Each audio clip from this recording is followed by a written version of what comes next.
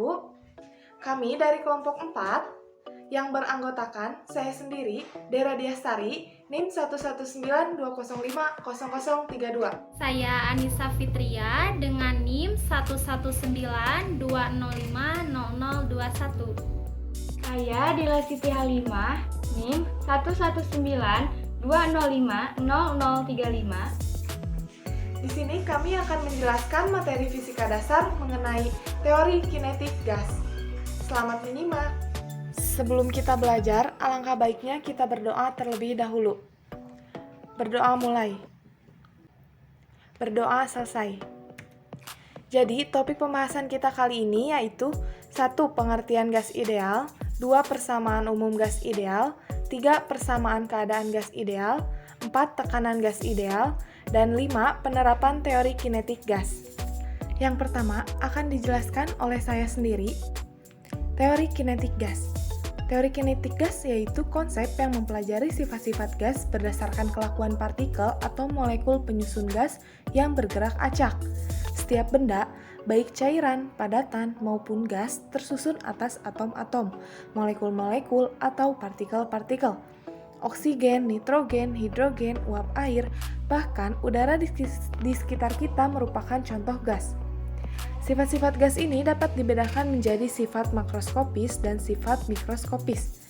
Sifat makroskopis yaitu sifat gas yang dapat kita amati dan dapat kita ukur. Contohnya seperti temperatur, tekanan, dan volume. Sedangkan sifat mikroskopis yaitu sifat gas yang tidak bisa kita amati dan tidak bisa kita ukur. Contohnya seperti kelajuan, massa tiap-tiap partikel penyusun inti, momentum, serta energi yang dikaitkan dengan tingkah laku partikel gas. Kemudian, apa sih gas ideal itu? Nah, gas ideal adalah sekumpulan partikel gas yang tidak saling berinteraksi karena gerak partikel yang acak dan jarak antar partikel yang sangat berjauhan. Pada kenyataannya, sifat-sifat gas ideal tidak terdapat di alam, akan tetapi pada suhu kamar dan tekanan tertentu, gas dapat memiliki sifat yang mendekati gas ideal. Secara mikroskopis, gas ideal memiliki sifat-sifat sebagai berikut. Yang pertama, gas ideal terdiri atas partikel-partikel yang jumlahnya banyak sekali. Partikel-partikel tersebut tersebar merata ke seluruh ruangan. Partikel-partikel tersebut senantiasa bergerak yang arahnya sembarang. Kemudian jarak antara partikel jauh lebih besar dari ukuran partikel, sehingga ukuran partikel diabaikan. Tidak adanya gaya antara partikel satu dengan yang lain, kecuali jika terjadi tumbukan. Tumbukan partikel dengan dinding tempat atau dengan partikel lain itu dianggap lenting sempurna. Dan sifat yang terakhir, hukum Newton tentang penggerak berlaku pada sistem gas tersebut. Pada konsep teori kinetik gas, ada 3 besaran yang saling berhubungan. Besaran-besaran tersebut adalah tekanan, volume, dan temperatur. Ketiga konsep tersebut merupakan turunan rumus dari satu persamaan umum teori kinetik gas. Persamaan umum teori kinetik gas yaitu PV sama dengan nRT. P itu adalah tekanan gas, N itu adalah jumlah mol, R itu adalah tetapan gas ideal yaitu 8,314 kali 10 pangkat 3 Joule per kilomol, dan T itu adalah suhu gas. Kemudian dari persamaan umum gas ideal ini bisa diturunkan menjadi beberapa persamaan. Namun, pada ruang tertutup, keadaan suatu gas ideal dipengaruhi oleh tekanan, suhu, volume, dan jumlah molekul gas.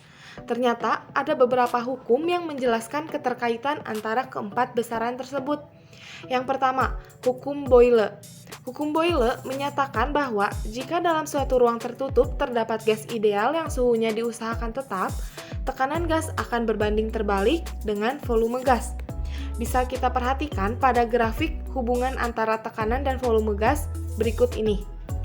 Jika tekanan diturunkan, maka volume gas akan naik. Sebaliknya, jika tekanan dinaikkan, volume gas akan mengecil dengan syarat suhu gas tetap. Jadi, menurut Boyle, persamaan keadaan gas hanya ditentukan oleh tekanan dan volume gas, sehingga pada gas akan berlaku persamaan PV sama dengan konstan, atau P1 kali V1 sama dengan P2 dikali V2. Lanjut, langsung saja kita coba contoh soal dari hukum Boyle. Di dalam sebuah bejana tertutup terdapat gas yang mempunyai tekanan 2 atm dan volume 1 liter. Jika tekanan gas menjadi 4 atm, maka volume gas menjadi diketahui. P1 sama dengan 2 atm. 2 atm ini kita ubah menjadi satuan Pascal. Jadi 2 kali 10 pangkat 5 Pascal. P2 sama dengan 4 atm. Kita ubah lagi. Sama dengan 4 kali 10 pangkat 5 Pascal. Dan V1 sama dengan 1 liter. 1 liter ini sama dengan 1 desimeter kubik. Ubah ke meter kubik menjadi 1 kali 10 pangkat min 3 meter kubik. Yang ditanyakan adalah V2. Untuk menjawab soal seperti ini, kita gunakan rumus dari persamaan hukum Boyle, yaitu P1 kali V1 sama dengan P2 dikali V2. 2 kali 10 pangkat 5 dikali 1 kali 10 pangkat min 3 sama dengan 4 dikali 10 pangkat 5 dikali V2, karena V2-nya belum diketahui.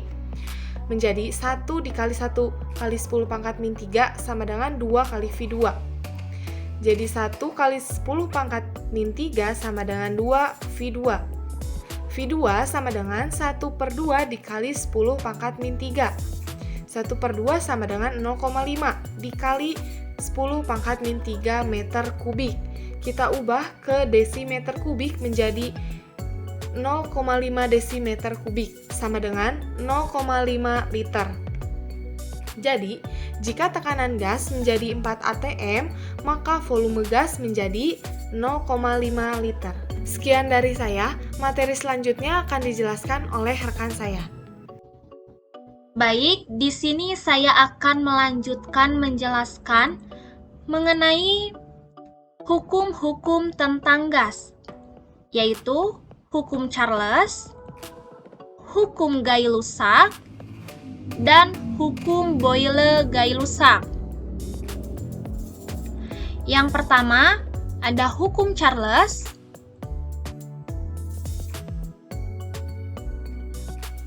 Jacques Charles meneliti hubungan antara volume dan suhu pada tekanan tetap atau isobarik. Telah diketahui bahwa selain ditentukan oleh tekanan, volume gas dalam ruang tertutup juga dipengaruhi oleh suhu.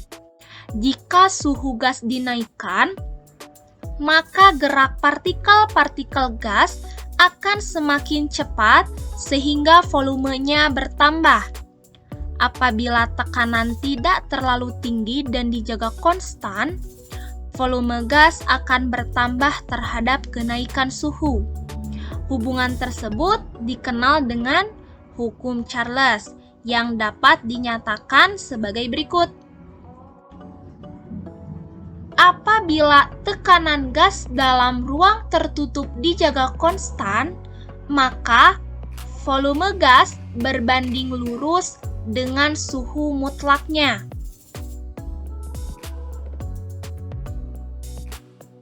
Hubungan antara volume gas dan suhu pada tekanan konstan dapat dilukiskan dengan grafik seperti tampak pada gambar ini.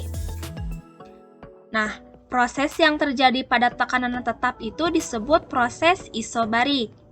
Secara matematis, dapat dituliskan V berbanding lurus dengan T.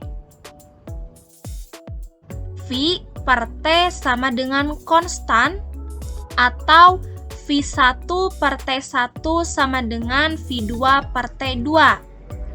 Nah, dengan V1-nya itu volume gas pada keadaan 1, satuannya meter kubik.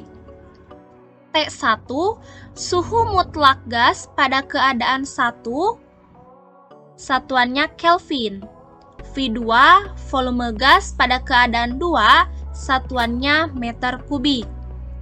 T2, suhu mutlak gas pada keadaan 2, satuannya Kelvin. Lanjut, yang kedua adalah hukum Gay-Lussac.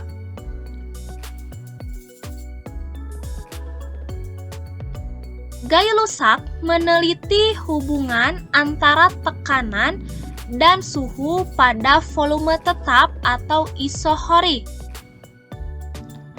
Apabila botol dalam keadaan tertutup kita masukkan ke api, maka botol tersebut akan meledak.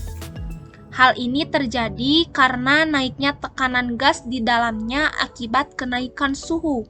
Dengan demikian, dapat dikatakan bahwa apabila volume gas yang berada di ruang tertutup dijaga konstan, maka tekanan gas berbanding lurus dengan suhu mutlaknya.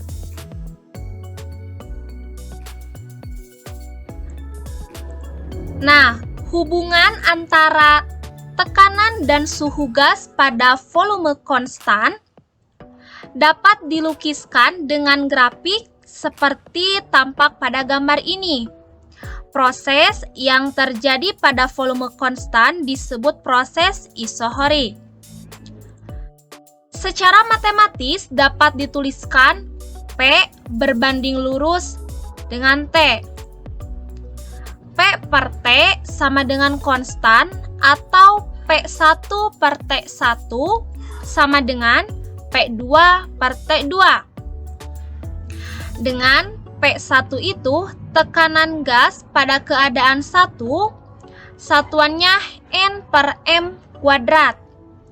T1 suhu mutlak gas pada keadaan 1, satuannya Kelvin. P2 tekanan gas pada keadaan 2, satuannya N per M kuadrat. T2 suhu mutlak gas pada keadaan 2, satuannya Kelvin. Selanjutnya yang ketiga ada hukum Boyle-Gay-Lussac. Hukum Boyle-Gay-Lussac adalah hasil kali antara tekanan dan volume dibagi suhu pada sejumlah partikel mol gas adalah tetap. Secara matematis dirumuskan sebagai berikut.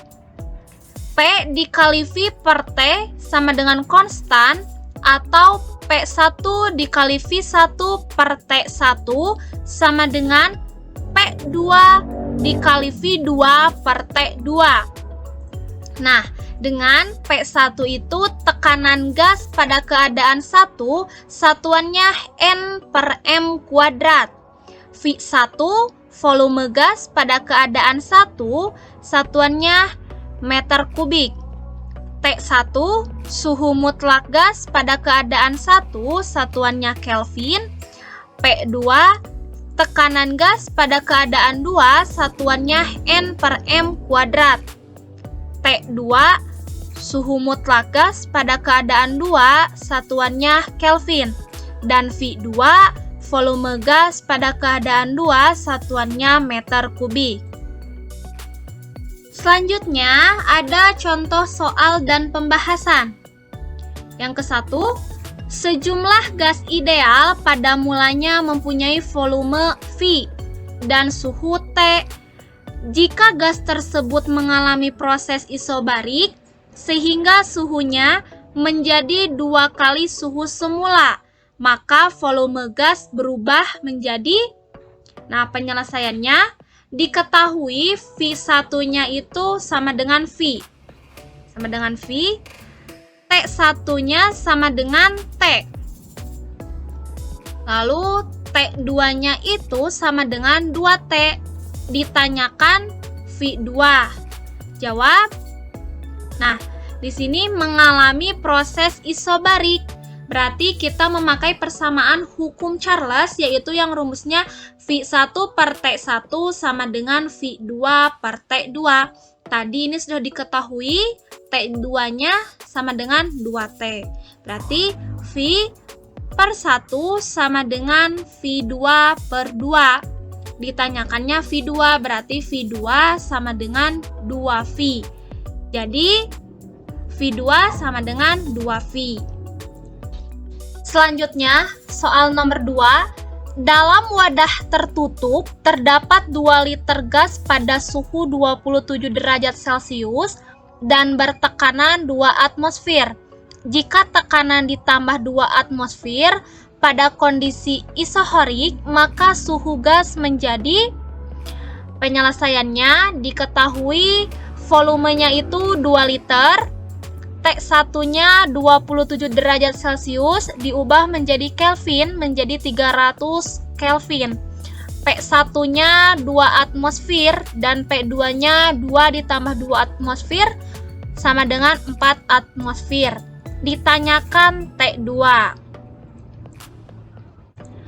Nah, jawab, karena terjadi pada keadaan isohorik atau volume tetap, maka besarnya suhu yaitu P1 per T1 sama dengan P2 per T2. P1-nya 2 atmosfer, T1-nya 300 Kelvin sama dengan P2-nya 4 atmosfer dan T2-nya yang ditanyakan. Maka T2-nya sama dengan 600 Kelvin atau sama dengan 327 derajat Celcius. Jadi, T2-nya adalah 600 Kelvin atau 327 derajat Celcius. Soal selanjutnya, nomor 3. Suhu ruang tertutup gas ideal bersuhu 27 derajat Celcius mempunyai tekanan P. Kemudian gas dipanaskan sehingga suhunya menjadi 327 derajat Celcius. Jika volume dinaikkan menjadi 3 kali volume awal, perbandingan tekanan awal dan akhir adalah penyelesaian. Diketahui T1-nya itu 27 derajat Celcius. Kita ubah ke Kelvin menjadi 300 Kelvin. Lalu T2-nya 327 derajat Celcius, kita ubah ke Kelvin menjadi 600 Kelvin. V2-nya sama dengan 3 kali V1. Nah, ditanyakan perbandingan tekanan awal dan tekanan akhir. Nah, kita memakai rumus yang hukum Boyle-Gay-Lussac, yaitu P1 dikali V1 per T1 sama dengan P2 dikali V2 per T2. P1 dikali V1 per T1-nya sudah diketahui 300 Kelvin, lalu P2 dikali V2-nya diketahui 3 kali V1 per T2, T2-nya diketahui 600 Kelvin. Maka perbandingannya P1 per P2 sama dengan 300 Kelvin dikali 3V1 per 600K dikali V1 sama dengan 3 per 2. Jadi, perbandingan tekanan awal dan tekanan akhir atau P1 per P2-nya sama dengan 3 per 2. Pada kesempatan kali ini, saya akan melanjutkan pembahasan dari rekan saya, dan di sini saya akan membahas mengenai pengaruh gerak molekul terhadap teori kinetik gas. Salah satu sifat gas ideal itu adalah molekul-molekulnya dapat bergerak bebas atau acak. Nah, sekarang kita akan membahas pengaruh gerak molekul-molekul gas terhadap sifat gas secara umum dengan teori kinetik gas. Yang pertama itu ada tekanan gas. Tekanan gas yang akan kita bahas adalah tekanan gas akibat gerak molekul. Jika gas tersebut berada di dalam ruangan tertutup, molekul-molekulnya akan menumbuk dinding ruangan dengan kecepatan tertentu. Tekanan gas di dalam sebuah ruangan tertutup sama dengan tekanan gas pada dindingnya akibat ditumbuk molekul gas. Gaya tumbukan yang merupakan laju momentum terhadap dinding inilah yang memberikan tekanan gas.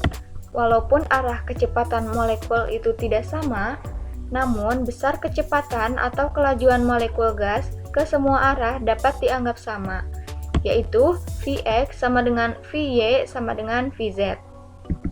Maka besar tekanan gas dinyatakan dengan rumus P sama dengan 1/3 nmv kuadrat per V, atau PV sama dengan 1/3 nmv kuadrat. Mengingat bahwa Nm itu adalah massa gas dan M per V sama dengan Rho atau massa jenis, maka tekanannya dapat dicari dengan persamaan PV sama dengan 1/3 Rho V kuadrat dengan keterangan P-nya adalah tekanan gas dengan satuan N per M kuadrat. Kemudian N itu adalah jumlah molekul, dan M itu adalah massa satu molekul gas dengan satuan kilogram. V kuadrat itu adalah rata-rata kuadrat kelajuan molekul dengan satuan M per S. Kemudian Rho sama dengan massa jenis gas dengan satuan kilogram per meter kubik. Yang kedua itu adalah energi kinetik sebagai fungsi temperatur. Molekul gas yang bergerak mempunyai energi kinetik. Sekarang kita lihat kembali persamaan tekanan sebagai fungsi rata-rata kuadrat kelajuan yang dinyatakan dengan persamaan PV sama dengan 1/3 NmV kuadrat. Nah, persamaan tersebut berlaku jika gas terdiri dari N buah molekul. Untuk satu buah molekul, persamaannya menjadi PV sama dengan 1/3 mV kuadrat. Persamaan tersebut dapat dituliskan dalam bentuk lain, yaitu PV sama dengan 2/3 kali 1/2 mV kuadrat. Faktor 1/2 mV kuadrat itu adalah energi kinetik. Nah, jadi persamaan tersebut dapat ditulis dalam bentuk PV sama dengan 2/3 EK atau EK sama dengan 3/2 PV. Pada pembahasan tersebut, kita telah mendapatkan persamaan PV sama dengan NKT dan PV sama dengan nRT. Maka, persamaan energi kinetik translasi rata-rata molekul gas dapat dicari dengan rumus EK sama dengan 3/2 NKT atau EK sama dengan 3/2 nRT.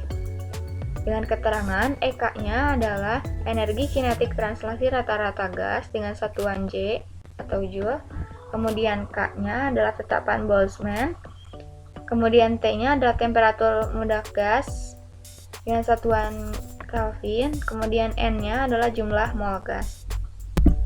Kemudian di sini ada energi kinetik gas ideal. Energi kinetik gas ideal itu disebabkan oleh adanya gerakan partikel gas di dalam suatu ruangan. Nah, gas itu selalu bergerak dengan kecepatan tertentu. Kecepatan itulah yang nantinya berpengaruh pada energi kinetik gas. Secara matematis, energi kinetik gas itu dapat dirumuskan sebagai berikut. EK sama dengan 3/2 KT sama dengan 3/2 NKT sama dengan 3/2 nRT. Berdasarkan persamaan tersebut, maka diperoleh persamaan untuk kecepatan efektivitas gas pada ruangan tertutup. Nah, adapun persamaan kecepatannya adalah V RMS sama dengan akar 3 KT per M sama dengan akar 3 RT per MR sama dengan akar 3 nRT per M sama dengan akar 3P per Rho. Kemudian, energi dalam gas ideal. Rumus dari energi kinetik tersebut berlaku untuk satu partikel maupun n partikel. Nah, lalu bagaimana sih jika seluruh energi kinetik partikel tersebut dijumlahkan? Nah, ternyata saat seluruh energi kinetik tersebut dijumlahkan, muncullah besaran yang disebut energi dalam gas ideal atau U. Nah, energi dalam gas ideal itu dapat dipengaruhi oleh derajat kebebasannya. Yang pertama itu energi dalam untuk gas monoatomik seperti helium, neon, dan argon. Nah, secara matematis dirumuskan sebagai berikut. U sama dengan EK sama dengan 3/2 NKT sama dengan 3/2 nRT. Yang kedua itu energi dalam untuk gas diatomik seperti oksigen, dinitrogen, hidrogen. Yang pertama itu ada pada suhu rendah kurang lebih 300 derajat Kelvin. U-nya sama dengan EK sama dengan 3/2 NKT sama dengan 3/2 nRT. Kemudian pada suhu sedang atau kurang lebih 500 derajat Kelvin itu U sama dengan EK sama dengan 5/2 NKT sama dengan 5/2 nRT. Kemudian yang berikutnya pada suhu tinggi kurang lebih 1000 derajat Kelvin Maka U sama dengan EK sama dengan 7/2 NKT sama dengan 7/2 nRT. Berikutnya adalah penerapan teori kinetik gas. Dalam penerapan teori kinetik gas, yang pertama itu ada gerak Brown. Pada tahun 1827, Robert Brown menemukan gejala gerak sembarang yang terus-menerus dari tepung sari yang tergantung di dalam air. Gerakan partikel tepung tersebut di dalam air kemudian dikenal sebagai gerak Brown. Sebelum ditemukan teori kinetik, gerakan ini belum dapat dijelaskan. Pada tahun 1905, Albert Einstein mengembangkan teori gerak Brown.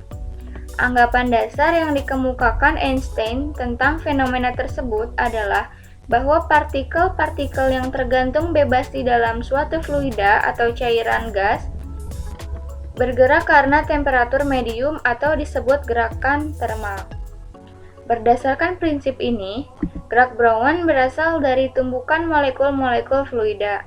Sementara partikel-partikel yang tergantung mendapatkan tenaga kinetik rata-rata yang sama seperti molekul fluida tersebut. Ukuran partikel-partikel yang tergantung tersebut adalah sangat besar bila dibandingkan dengan molekul fluida. Akibat adanya partikel yang cukup besar dan banyaknya molekul, maka tumbukan dengan partikel dapat terjadi setiap saat. Kemudian yang kedua itu adalah penguapan. Proses penguapan dapat dijelaskan dengan dasar teori kinetik. Molekul-molekul air tarik-menarik satu sama lain. Gaya tarik-menarik ini membuat molekul air berdekatan pada fase cair. Jika terjadi kenaikan temperatur, molekul-molekul air akan bergerak lebih cepat, yang berarti energi kinetiknya tinggi. Molekul air yang mempunyai energi kinetik tinggi mampu melawan gaya tarik molekul lain. Akibatnya, molekul dengan energi kinetik tinggi dapat terlepas dari ikatan molekul lain dan berubah ke fase gas. Akan tetapi, jika molekul tidak memiliki kecepatan yang memadai untuk berubah ke fase gas, maka ia akan tertarik kembali ke permukaan air. Kemudian yang ketiga itu adalah kelembaban. Dalam kehidupan sehari-hari, kita kadang mengatakan bahwa udara di sekitar kita kering atau lembab. Keadaan ini disebut kelembaban udara. Ketika kelembaban udara ini disebabkan oleh kandungan uap air di udara. Semakin banyak uap air di suatu tempat, semakin lembab udara di tempat tersebut. Kelembaban udara ini biasanya dinyatakan dengan kelembaban relatif. Kelembaban relatif merupakan perbandingan tekanan parsial air terhadap tekanan uap jenuh pada temperatur tertentu. Adapun cara untuk menghitung kelembaban relatif adalah kelembaban relatif sama dengan tekanan parsial air per tekanan uap jenuh air dikali 100%. Kelembaban relatif sebesar 40-50% merupakan kelembaban optimum untuk kesehatan dan kenyamanan. Jika kita berada di suatu ruangan yang mempunyai kelembaban tinggi, biasanya pada hari yang panas, akan memperkecil penguapan cairan tubuh. Sementara kelembaban yang rendah dapat menyebabkan efek kekeringan pada kulit dan selaput lendir. Kemudian yang keempat itu adalah difusi pada organisme hidup. Difusi merupakan peristiwa bergeraknya suatu zat dari konsentrasi tinggi menuju konsentrasi rendah. Peristiwa difusi dapat diperlihatkan ketika meneteskan zat pewarna ke dalam gelas berisi air. Zat pewarna yang mempunyai konsentrasi lebih tinggi daripada konsentrasi air akan menyebar ke seluruh air, walaupun kalian tidak mengaduk air. Pencampuran ini disebabkan oleh gerakan molekul yang acak. Difusi dapat juga terjadi dalam gas. Sebagai contoh, asap hasil pembakaran akan menyebar di udara. Jika kita mempunyai ruang tertutup yang berisi gas, maka molekul gas yang mempunyai konsentrasi tinggi akan bergerak menuju konsentrasi rendah. Gerak molekul gas akan terhenti jika konsentrasi di setiap bagian seimbang. Difusi sangat penting bagi organisme hidup. Misalnya, difusi gas karbon dioksida pada tumbuhan. Kita juga tahu bahwa tumbuhan itu membutuhkan karbon dioksida untuk proses fotosintesis. Karbon dioksida dari luar ini akan berdifusi dari luar daun ke dalam melalui stomata. Nah, selain tumbuhan, pada hewan juga terjadi difusi, yakni pertukaran gas oksigen dan gas karbon dioksida. Pada proses pernapasan manusia juga, oksigen dimasukkan ke paru-paru. Oksigen ini berdifusi melintasi jaringan paru-paru dan pembuluh darah. Nah, peristiwa-peristiwa yang telah dijelaskan tersebut melibatkan gerak molekul gas. Ini berarti peristiwa tersebut dapat dijelaskan dengan teori kinetik gas. Sekian yang dapat disampaikan. Terima kasih. Mohon maaf apabila terjadi banyak kesalahan. Wabillahi taufiq wal hidayah. Wassalamualaikum warahmatullahi wabarakatuh.